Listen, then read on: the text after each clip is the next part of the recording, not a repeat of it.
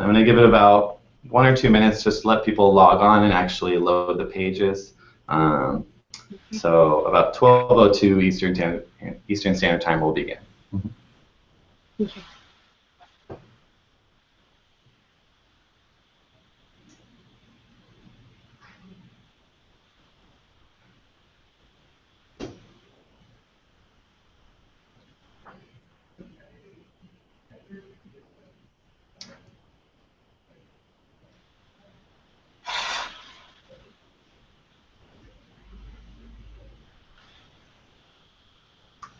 All right, it seems to be working.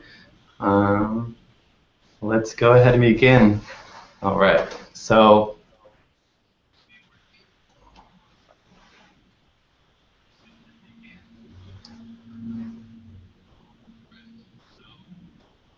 actually, you had some feedback. All right, so now let's begin. So first, I'd like to thank all those who are tuning into the live stream, and also to our amazing panelists today for joining us from all over the place, really. My name is Richard Bobo, and I'm the Alumni Relations Officer at Cultural Vistas. It's my job to support and engage our alumni from across our entire portfolio of programs. So that includes programs like IBLP and Korea West, as well as CBYX. This is our first time doing a virtual panel discussion of this sort, so we're really excited about it, and we really appreciate your patience, and I hope it's really useful and a great experience to our panelists and to those viewing. Before we dive into the panel discussion, I just wanted to talk a little bit about the platform that we're using today. So what we're using is called Google On Air, or Google Hangouts on Air, and what that means is that you can view this panel discussion from 2 different platforms. You can use your Google Plus account and log into the platform called Google Hangouts, or you can just watch the live stream directly from YouTube. Either way, I encourage those viewing to use Twitter to ask any questions, utilizing the hashtag Exchange Alumni and the Twitter account at CBYX PPP. If you use those 2 things, we'll be taking questions throughout the call, and I'll be sure to check that list of questions a little bit later on. So for today's discussion, I'm really excited to bring together 3 panelists from the CBYX program for a couple of reasons. First, we really want to take the opportunity to pick their brains and get their personal expertise and experience of how they've taken these exchange programs and leveraged them throughout their career in their personal and professional lives. With a program like CBYX that's been going over 30 years, as you can imagine, many people have taken it and really gone different ways and leveraged it in different mediums. So we'd love to see how these 3 alumni have done that. Also, as many of you know, July is when CBYX, the current participants abroad, come back to the United States, or the Germans return to Germany, as well as the new participants about to depart. So we really want to give some of those returning participants an opportunity to hear, what's possible for them and what advice alumni might have for them as they return from their program. And then finally, we also want to make sure that other alumni and current participants are aware of the various resources available to them as alumni, be that our LinkedIn group, be that our local chapters, or the State Department's alumni.state.gov. There's a lot of great resources out there, and we want to make sure alumni and participants are aware of them. So without further ado, I'd like to introduce our 3 panelists today. First, we have Nancy Mancia, co-founder and CEO of ISOS Group, which is a CSR and sustainability consulting firm. Nancy is based out of San Diego, California, but always seems to be all over the place. Nancy participated in the 16th cohort of CBYX, which took place in 1999 to 2000. Next, we have Tim Hernquist. Tim has had a fascinating career that has taken him from Germany to Austria, from London to Atlanta, where he has recently taken a position as International Innovation Leader at Equifax. Tim is from the 14th cohort of CBYX, which took place in 1997 and 98. And then finally, we have Jennifer Huffman. Jennifer is actually joining us from Frankfurt, Germany today. Jennifer is an executive at the Brunswick Group in Frankfurt, and she participated in the 28th cohort of CBYX, which was in 2011 and 12. And she was also a driving force and founding member for the DC chapter of CBYX Alumni. So now I'd like to turn it over to each of our panelists to tell us a little bit about themselves, to share maybe a little bit about their experience in Germany, and then maybe a little bit about their career and where they're at today. How about we start off with Nancy? Okay, so just as I was graduating my undergraduate schooling, I found out about the program, and I quickly applied, not knowing if I really had a chance. I was accepted and took off for Germany. I didn't have any prior German experience, language or otherwise, and so it was a big adventure. I had to start off by learning German in Saarbrücken, or at least enough to get by. And then I moved to Hamburg, where I worked for a group called Raphaelswerk. It was shortly after the war in Yugoslavia, and so my position in working with Raphaelswerk was helping resettle refugees from the former Yugoslavia. I really did just minor tasks, basically sitting in on casework exercises and documenting the cases of the refugees. And that was a really exciting opportunity. And from there, it led to a greater interest to understand what leads to conflict and how people come out of it peacefully.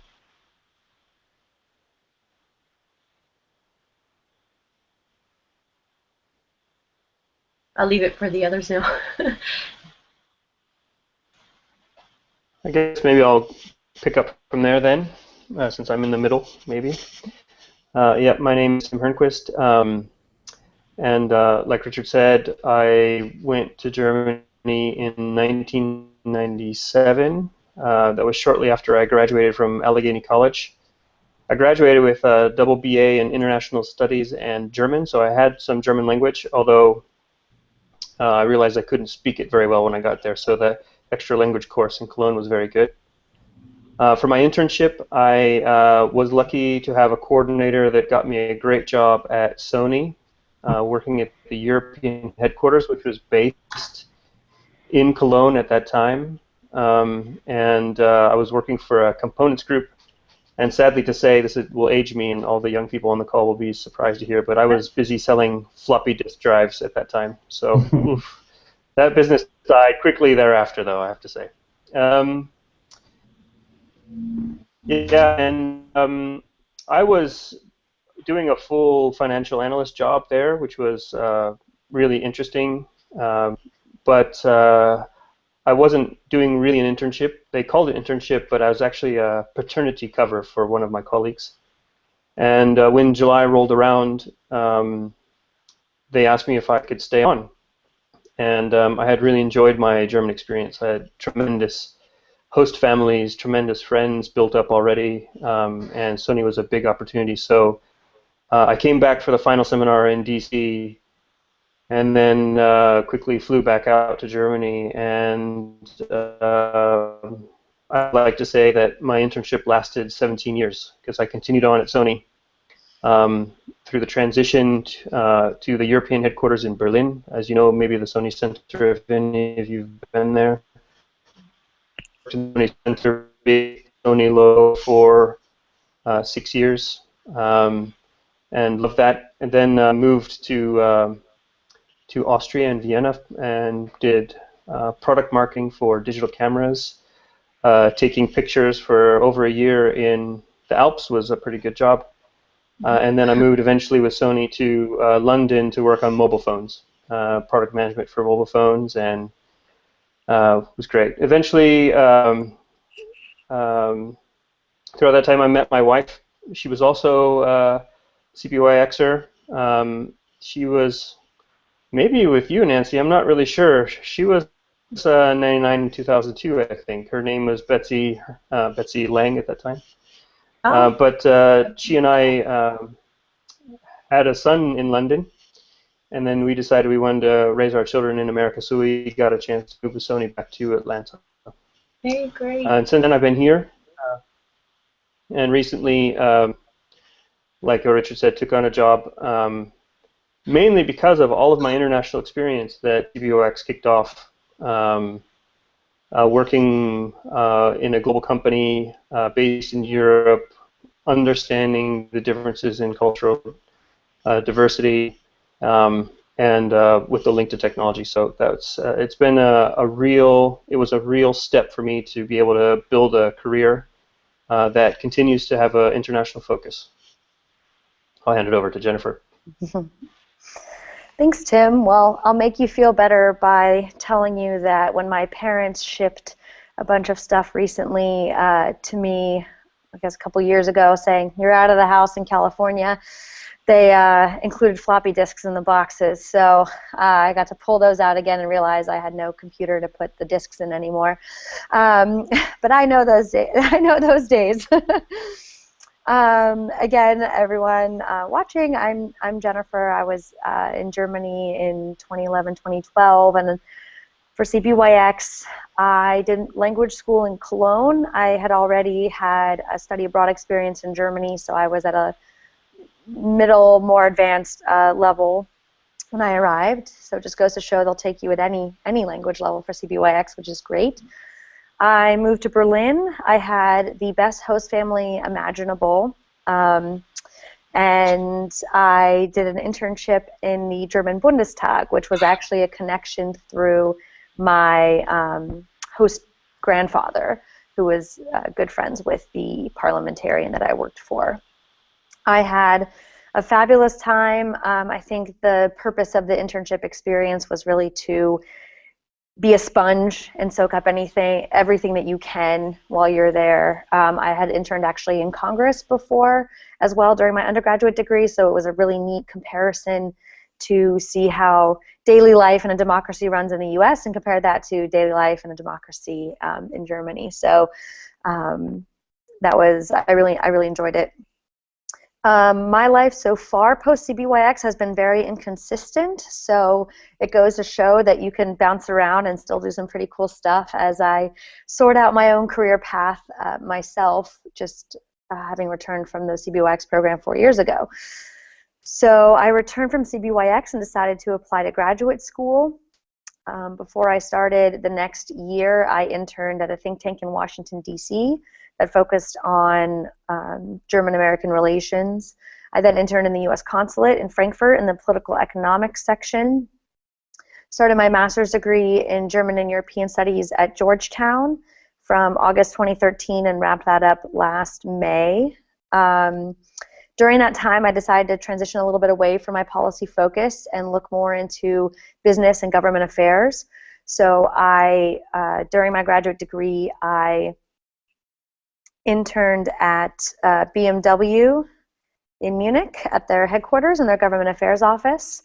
And in Washington, D.C., I interned at the Albright Stonebridge Group, a government affairs consulting firm founded by former Secretary of State Madeleine Albright. So I bounced around a fair amount, both in countries and internships, but I am no longer the perpetual intern. I had a brief job as a public policy analyst in Washington, D.C., but left for the opportunity to come here to the Brunswick Group. We are a communications advisory firm, and the Frankfurt office focuses specifically on financial communications. So pretty much some of the big deals that you've heard in the news recently, we're working on making sure the media, the German audience, as well as global audiences understand the message. So I would say these companies are trying to communicate. So I would say that definitely my CBYX experience kind of transitioned me from a job I had in fundraising and development and really threw me back into this German world that I had enjoyed so much, but really opened the door, starting with the Bundestag internship, to snowball from there and be able to get into the master's program I wanted and set a baseline for other internship opportunities. And then gaining more experience here in Germany allowed me to actually land the job that I have now. So I would say it was a really good baseline career-wise to keep me in this world, in this German world. So that's my very short 4-year career experience, so to speak. All right, so I guess the first question I have for each of you is, we have many alumni and current participants that are constantly asking us, you know, after we participate in a program like this, what is the specific skills, like how do we market ourselves to future employers or future opportunities?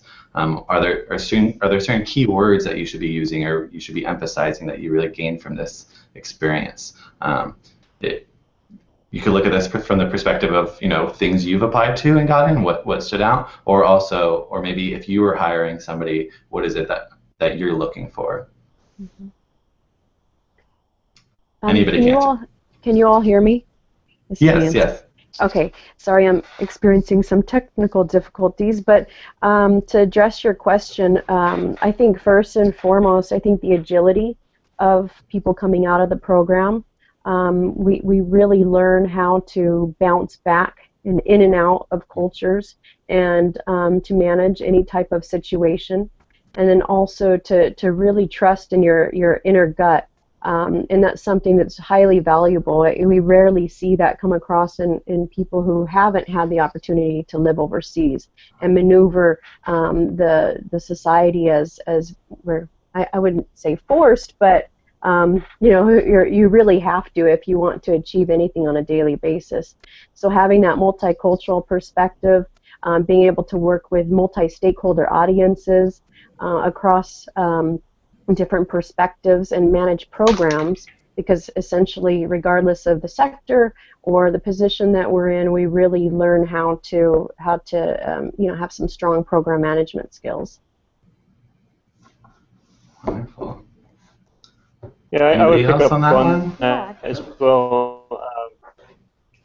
Yeah, I want to say, since I was just going through a recent job search and was thinking about what's important to me when I look for a job, and also thinking about hiring a team in my new job. You know, the fact that you've been abroad or have studied German is not good enough in itself. The fact that you speak German is, to many employers these days, a nice to have, I would say. It's not a skill that's not necessarily needed for any sort of job. It's just a nice to have.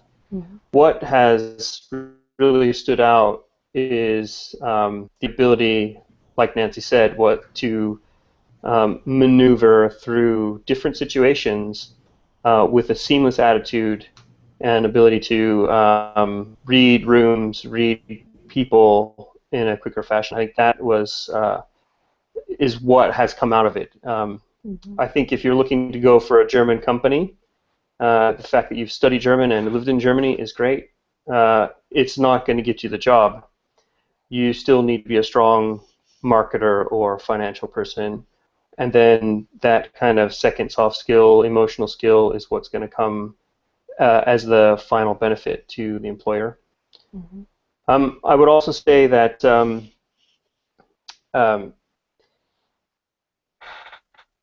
if it was important enough for you to go to Germany on this program and you felt that you've taken a lot out of the experience, I think you should continue to keep that as an importance in your roster. Mm-hmm. You know, this was an important time in my life where I learned a lot, and I think it would be sad if someone were just to let it go and go get a job at whatever it is. Mm-hmm. You know, use it to your advantage in the sorts of companies and the products and services that your companies are going to be selling, because you really do have something to offer. Don't just let it go. Mm-hmm. That'd be the other piece of advice I would say. Mm-hmm. I would add kind of a framework and my personal experience. I would say, you know, think about the hard skills that you learn and the soft skills that you learn, essentially. So, you know, learning the German language is a hard skill, and frankly, in my experience, the German language was critical for me to be able to land this job here in Frankfurt, because they needed a native English speaker, but they couldn't put somebody in front of a client who wouldn't be able to communicate in your daily life, daily meetings. So for me, the hard skill of the language was really important, but I think the theme that we hear so far is the most important is just the soft skills, the interpersonal communications, understanding that different audiences need to hear different messages and how you communicate that effectively, how you confront challenging situations that challenge your identity and your culture. I mean, taking those kinds of lessons and then applying it to your own individual job context, whether you're in finance or policy, it's all going to be nuanced depending on what your career path is. But I think thinking about what are the hard skills that I've learned, and then most importantly, the easier response that you'll find when you reflect is what are the soft skills that I've learned. So I would just add that. Totally agreed with both of you. Wonderful. So I think those are a lot of great tips for people coming back looking for a job or alumni that are, on the career hunt at any point in their career. What about our current participants that are about to return? In addition to these career sorts of skills, like what advice would you give to somebody that's coming back from this experience and experiencing a sort of culture shock, or you just had an amazing year in Germany, it's hard to compare to that for the next few months. Like what advice do you give to people returning? I mean, I would say don't fret if you live with your parents again, as I did for 5 months. Actually, life can be pretty good when you're 25 living with your parents again. I would say that the glass half empty perspective is that it will be an adjustment to adjust back to American culture, and you'll have gaps in kind of your pop culture knowledge, not knowing what certain movies or songs were while you were gone. The little things like that. I will say that a lot of people you hope that they would care passionately about this program, and they just won't. They'll say that's great for you, and let's move on. And I think staying in contact with your fellow classmates is really important to be able to keep that passion for the program alive, because we obviously know how wonderful it is, and it's hard to convey to someone who hasn't had that experience. I would also say that actually when I returned, when I lived with my parents, you can immediately open your home to the incoming Germans. If you have a home where you can host one, they travel all the time. I had, I think, 5 Germans crash at my parents' house at once that were mostly current and one alum of the German CBYX program. So it's really great to stay engaged that way and realize not only can I stay engaged in the American alumni community because we all get it, there's no explaining needed, but you can also try to seek out how you can help the Germans and keep that feeling alive of how great the program is. Well, I was just thinking that, for me, I did experience some shock, of course, afterwards, but luckily, similar to Tim, I got back on an airplane after our debriefing in the United States and went back to Europe. I didn't take a position in a company right away, but I went on to graduate school in the Netherlands. And I would highly recommend a similar approach for others because they're still young, they still want to continue to nurture that intercultural exchange, and attending graduate school overseas is next to nothing compared to the United States. And at the same time, they're going to find healing in connecting with others who have also experienced, not just living in Germany, but living in multicultural situations their whole lives. And that's typically the type of people they'll connect to. So doing that, and then also finding some time just to reflect, really carving that space out to sit there, whether it's in nature, whether it's in their house for a few days, something, just to kind of really confront the feelings that they're facing and maybe even document those in a journal or so, and really trying to find the lighter side of the situation, really trying to breathe through how they can use that energy and really continue to pursue their goals, whether they're not, whether they're really focused goals or not, just really trying to digest that situation and make it work for them. Wonderful advice. Oh. Okay. I would like to add one thing, Richard, just quickly. Absolutely. I think you really need, in these days with platforms like Facebook and LinkedIn, like Richard's helping everybody set up for CBYX. I think there's really no excuse not to nurture the network that you've created, and then curate that network as you go along. One of the reasons why I was so interested in staying on the East Coast is because I needed to keep that time difference from Germany as limited as possible. 6 hours is tough, but it's not 9 hours on the West Coast. Yeah. And I think it's important to maintain those networks. Those networks have paid off for me in subsequent roles as I've gone through my career. So don't come back to Germany or come back to America and cut it off as that was a great experience. Nurture it and curate it and continue it as you go. Excellent advice. Speaking of networks, I'd really like to pick each of your brains in here if you've used any of the CBYX networks that are available to you. So have you used the network from the cohort that you went to Germany with? Have you to help get a job or find connections somewhere? Have you used the LinkedIn group, the Facebook groups, or CBYX.info, that portal, or alumni.state.gov? Have you used any of these resources or found any successes in the larger network beyond your cohort or within your cohort? Yeah, I can start with the Washington, D.C. chapter that I co-founded with Rachel Manis, who is from the 2009-2010 class. So we were kind of ripe for an organization being in Washington, D.C., where we have the German Embassy, the State Department, Congress, and various nonprofit organizations interested in this community.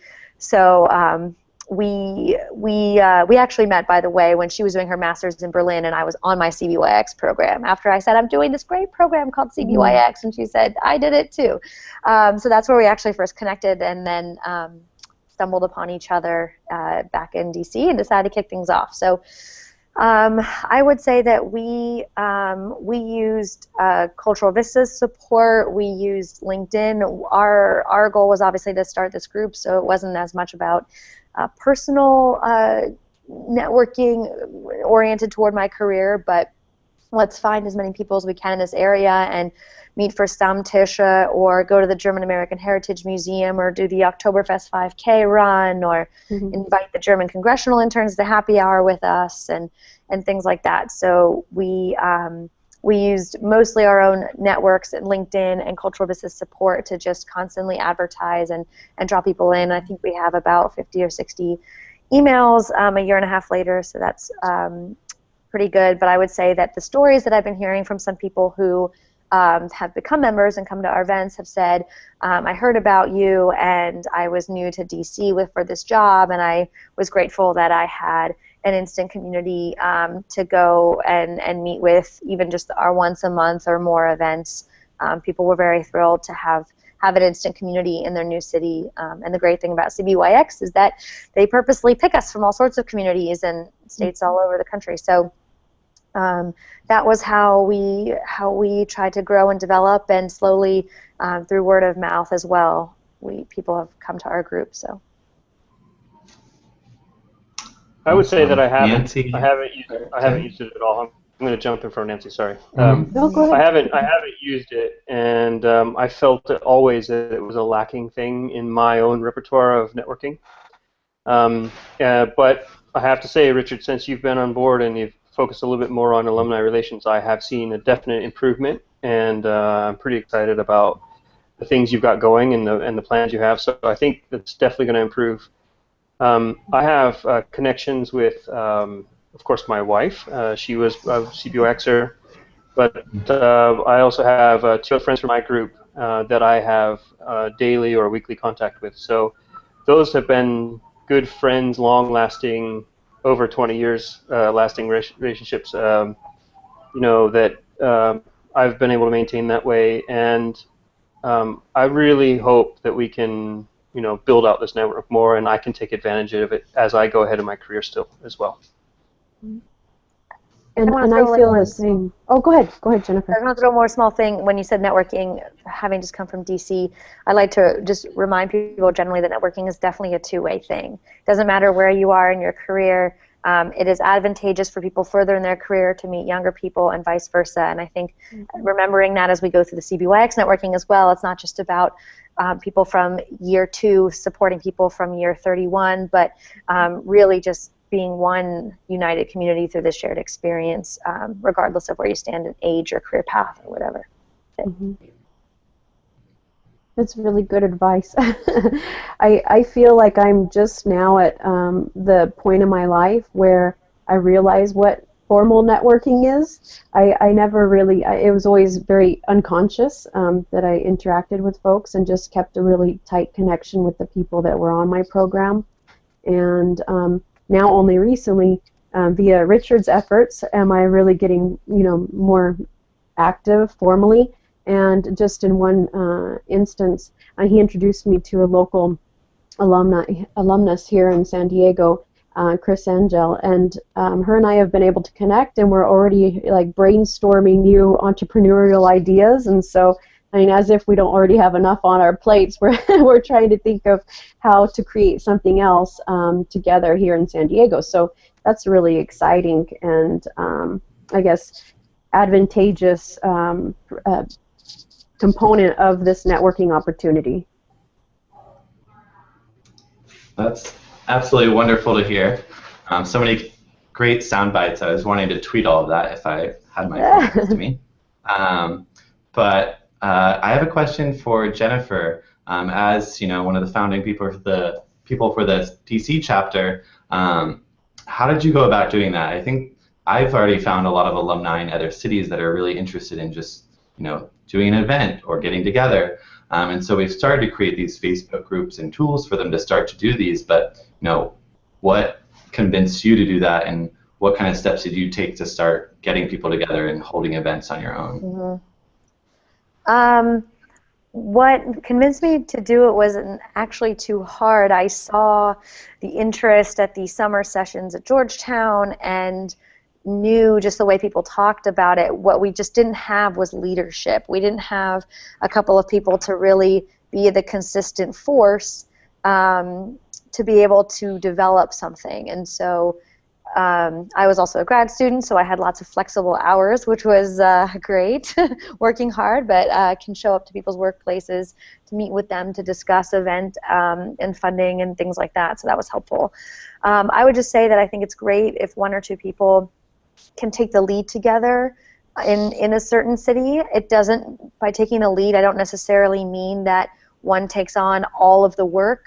For example, we were discussing an evolution in our program where Rachel and I and John, another assistant club coordinator, really led the event side, but we decided as things were changing in the leadership role to try to get it so that two people would be assigned the events and they would organize it together and send out the Facebook invitation and the email invitations and any decorations involved and be there to kind of host. So I would say that each city can kind of get creative with what resources they have in terms of what kinds of events that are low budget versus when you can approach a certain community, a think tank, a government agency, even if it's a state level one. There's German American Chamber of Commerce, for example, throughout the U.S. So it's a matter of finding, where's the German American community in my area, where are the alumni in my area, and how do I kind of bring all that together. So I'm getting a little broad here, but specifically I would say some leadership just to kind of glue things together to really get things to evolve, even if you end up delegating and sharing, scheduling together. That works out well. Did I touch on all your questions? I got a little. Absolutely, I think you did. So I guess this is a more broad question, and anybody can answer it. So we started creating these Facebook groups for, we've had them for per cohort, so many cohorts have them. Nancy just made one for her cohort, and many of the more recent years have had these Facebook groups for their entire cohort. And then we created these regional cohort or regional Facebook groups, one for DC, one for Chicago, one for Seattle. I think we have 31 or 32 of them for all over the US. One thing I see is that a lot of people don't know what to post in them. They don't know, should I host my own event? Should I post an article I read about Germany? Should I post this or that? But the most activity I see is actually in the cohort groups, not the regional groups. So not the San Diego group, but the 2012, 2013 group. So what kind of things do you see posting in there? What kind of things, how can we encourage alumni to use these groups more efficiently or effectively? Or what are your thoughts on that? This is for anyone. Mm-hmm. For me, at least, what we've seen is people just really excited to share their experience, to update each other on their lives, and to also speak to how they're continuing to integrate the German culture in their lives. So I guess, and this is something that that you all have already started to do, but to maybe use the groups to do some more studies, to sample and poll the people in different areas so that you could use various demographics to your advantage. There have started to be some studies, as you've also been a part of, demonstrating the value of these types of exchanges. And we have just a whole huge, wonderful community out there to sample, and that would be great, and I think that you would get a lot of support for that. I would say that specifically in response to the DC Facebook group, the kind of postings that we have are not only for our own events and activities that we organize ourselves, but we post things about other local events. I realize some of this may be specific and helpful to DC, but think tank events that are German themed, the Goethe Institute, the films that they're showing. We find articles, I know Cultural Vista shares them sometimes, about the value of exchanges or what living abroad does for your life, and we share those kinds of articles. It can also be just kind of ad hoc social. It's it's your group that you have contacts, and so it's maybe you just, hey, I'm interested in checking out the new X movie. If you're interested in going, shoot me a message. On a broader level, I would say the reason you probably see more activity in the cohort groups versus the city groups is just kind of a natural human inclination to put energy into the groups where you already have friends, and there's a level of comfort with that. So what I would say is I would challenge all of us alumni to take a leap, the kind of leap we took for the program, and go out for these groups and meet these people even when you know nobody, and make the space for it and just go for it, because there's some really great people we've met through the DC group, and some have definitely become, having seen subsequent Facebook posts, very good friends, having met through the alumni group. So I would say that take that feeling of gamble and risk and openness that you've experienced and lived through in Germany and apply it to these alumni groups, and just go for it. Just check it out and see what happens, and be that person who maybe you're not the leader, so to speak, that I recommend each city has to kind of drive things, but post that article, start the conversation, because people on the other end will be very grateful that you did that. Awesome. That made me think of our Chicago chapter. We have about 30, 35 people in that group on Facebook, and one of them just posted in there one day saying, I'd like to have a German language brunch. Saturdays when I have time, I'd like to do it. Does anybody else want to join me? And so he posted it as an event on the Facebook group. Got a few people, and then I was like, I saw him post it, so I was like, hey, let me, also email it to people, since not everybody's on Facebook, and so it was easy for me to copy and paste and just forward his invitation, and they probably had about 10 people there. It was really great to see that just organically form, and not much notice, maybe a week, but 10 people that really just wanted to get together and meet each other. So I'd love to see that pop up in more cities, and yeah. All right. I think a lot of the basic typical marketing techniques these days, content strategies and experiences, is simply what we should apply to those sorts of plans as well. So if we can build up a content strategy and help share that content strategy among the cohort groups or among the location groups, that'd be great. And experiences. People want to get together. So yeah, all that stuff makes sense. All right. So I don't know how many are probably viewing, but we do also have the CBYX chapter, or the CBYX group that is about to go to Germany. So they're, maybe just out of college and they're about to embark on this journey. Is there anything that you can think about from your year in Germany or your years since that you wish you had done differently or done more of leading up to it or during your experience in Germany?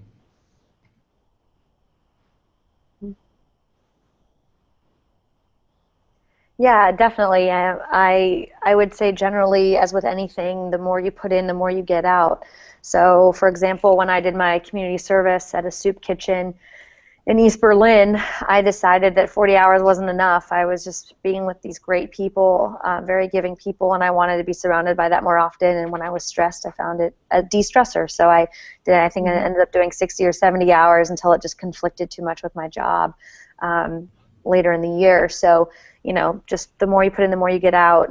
The one piece of advice that I wish someone had given me is a simple perspective change on the relationship between authority advisors and myself. And by that I mean in America you definitely have your hand held, and pretty much the expectation is that someone in a position of authority or as an advisor imparts information on you and you act upon it. So teacher advisor says turn in XYZ, you turn in XYZ, everything's good. I would say that in Germany there's, at least in my experience, a kind of role reversal with that.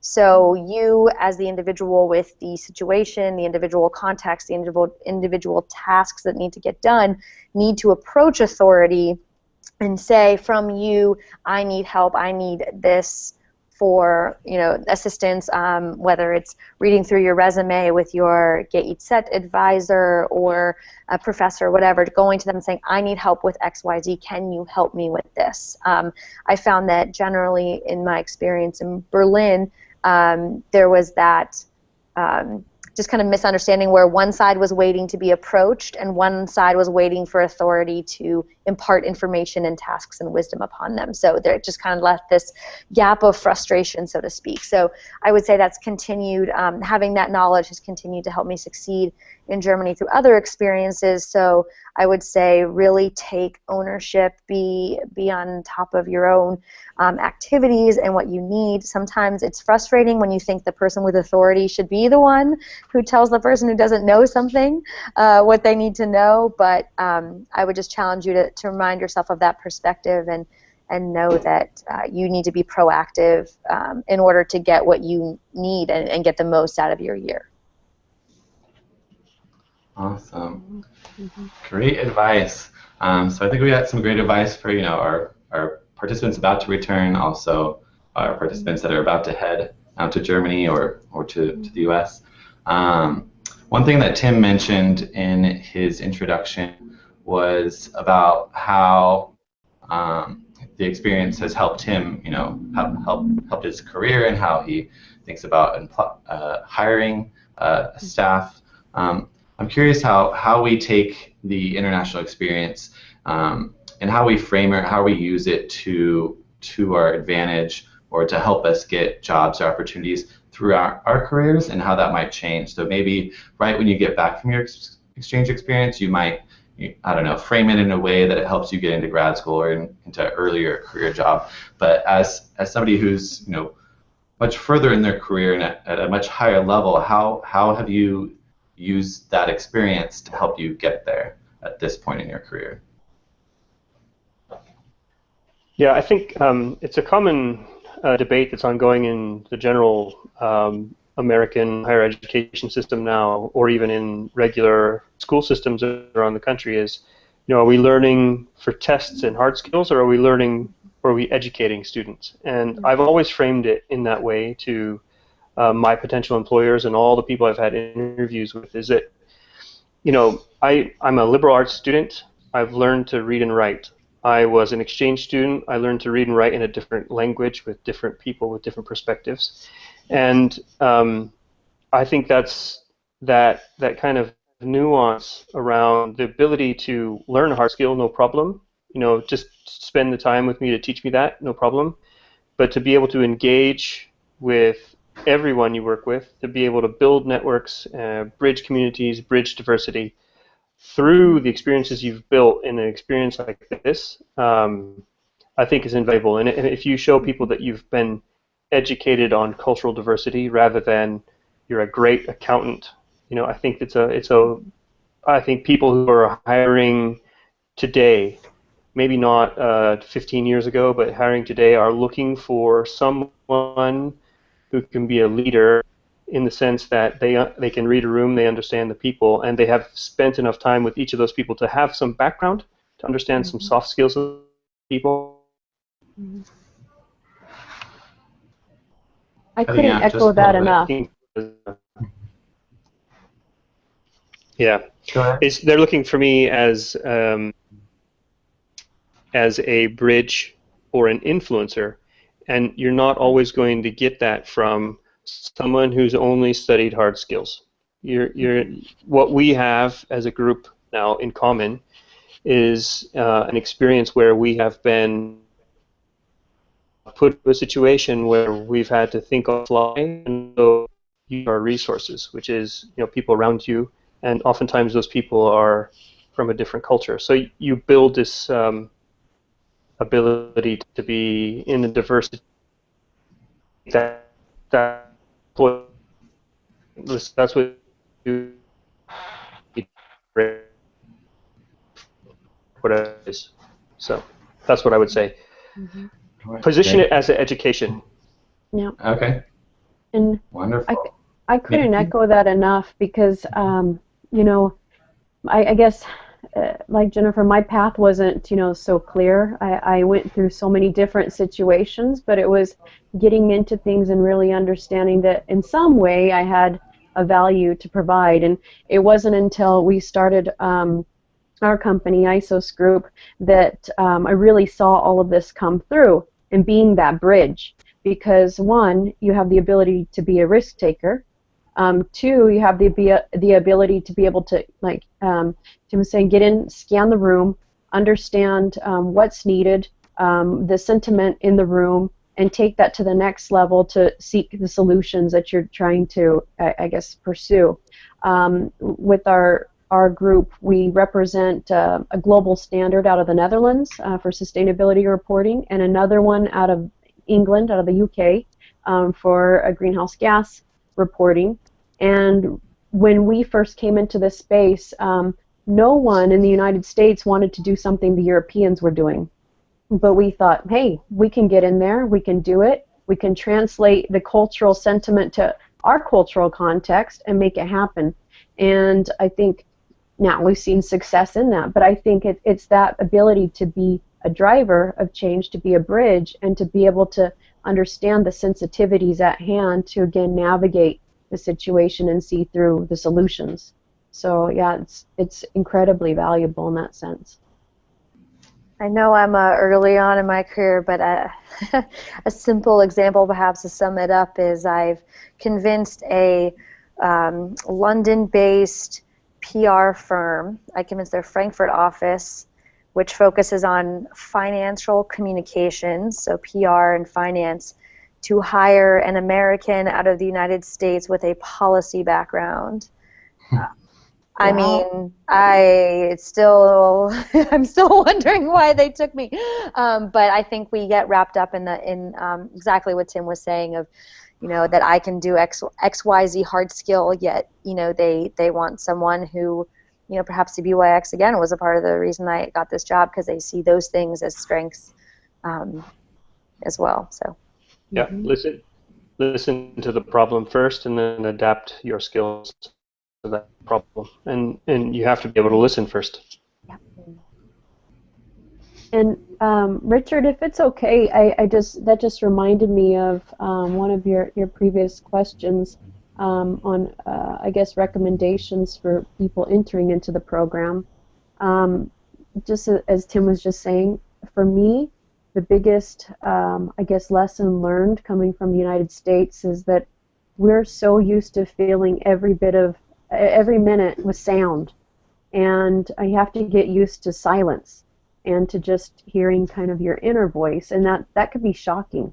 And the upside to that is that once you get adjusted to it and accept it, you're much more, you can just listen, and you can take in what people have to say and really try to utilize that information constructively. And that's typically not something that's not our strong suit as a culture, just listening. And so that's a big recommendation to anyone going on the program. And that reminds me of something else too. For those of you who are returning from the program, I think a piece of advice for me, I was the standout, right? I was that American in the group that was not the typical American. I was someone who was sensitive to the culture. And so because I was this standout American that was interesting and could be part of a cultural diversity, I was a standout, and I benefited a lot from that over my time in Germany. When I came back to America, I was just another American, and I lost that kind of special status as that foreigner, that had something interesting to say. I was just the American guy who came back, and now he's a little bit weird because he spent 15 years in America. Why the hell did you do that, right? And that, I think, I've struggled with that in the U.S. as a cultural shock is not being the standout anymore. I think that's something people should think about when they.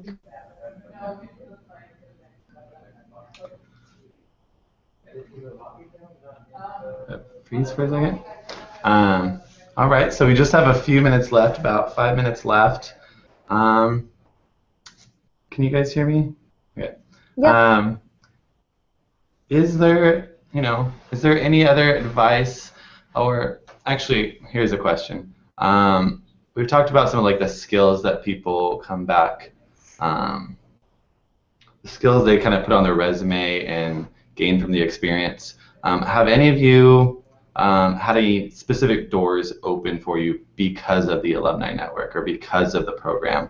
Have you met an alum and had them introduce you to somebody else to get a job or create a partnership, or any specific doors open for you, or that you'd like to and you think that the alumni network could open for you?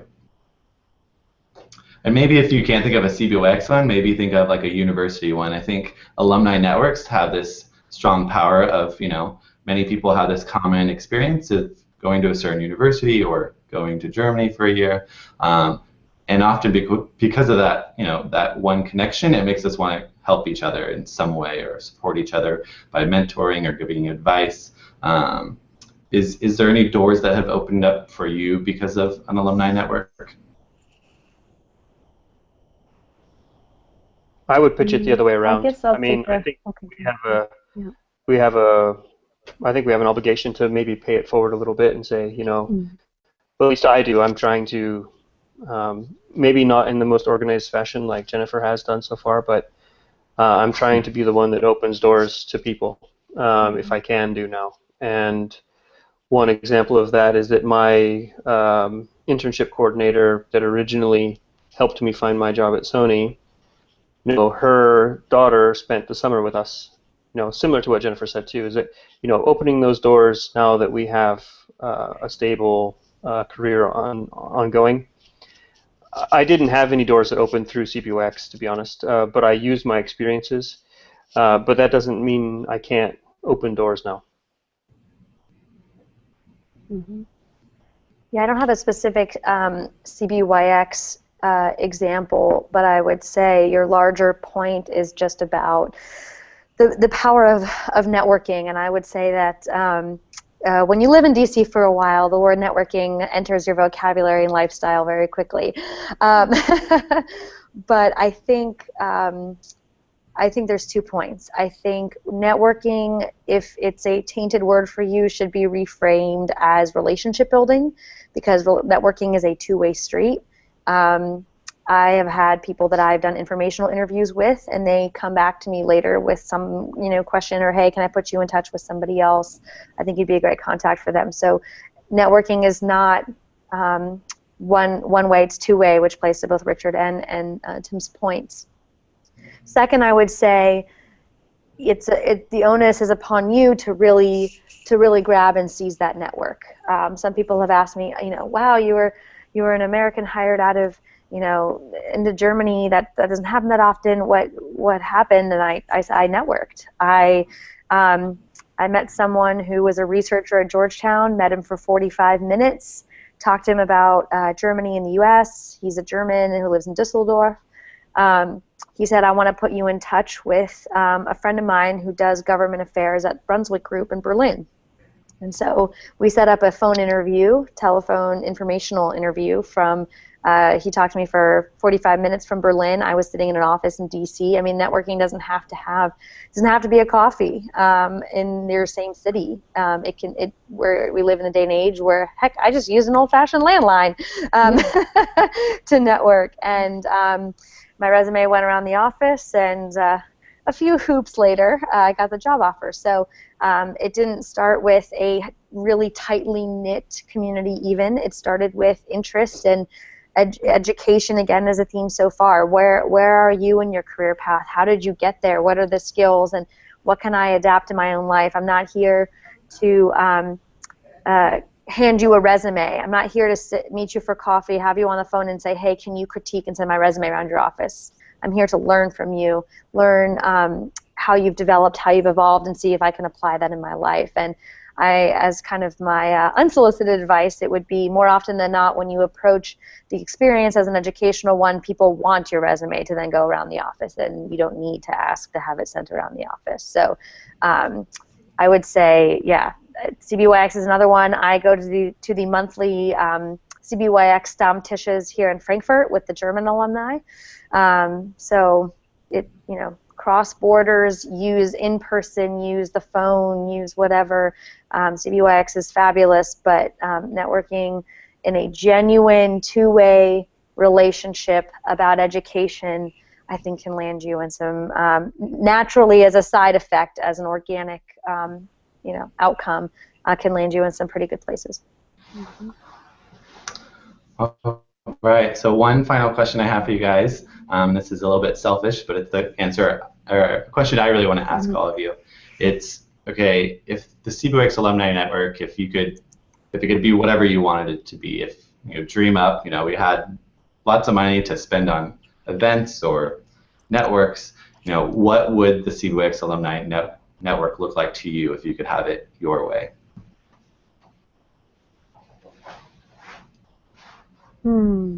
Okay. I don't have a structure in mind, but I jumped in front of Nancy again. But I'll just continue. I don't have a structure in mind, but what I would say is a lot to what Jennifer just said. My New Year's resolution was to not hide behind the technology and use the phone, and it's been incredible. And I think if you take it in the same sense, the CBYX Alumni Network should be about people connecting with people, in the best sense, face to face, or at least over the phone.